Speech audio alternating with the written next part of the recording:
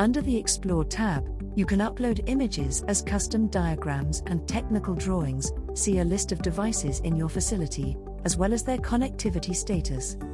The single-line diagram feature is available as an add-on, which can be activated upon purchase of this functionality. You can learn more about how it functions by watching the related video.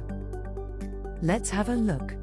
In the hierarchical view, you'll see all the connected devices without a custom option. Please click on the views to upload images of your site or electrical installation. Simply click on +New button. Give it a name, select the type and click on the 3 dots to upload an image.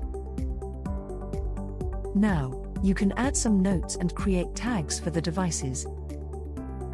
These tags display different colors to offer an overview of the status of your plant, in terms of connectivity and alarm condition.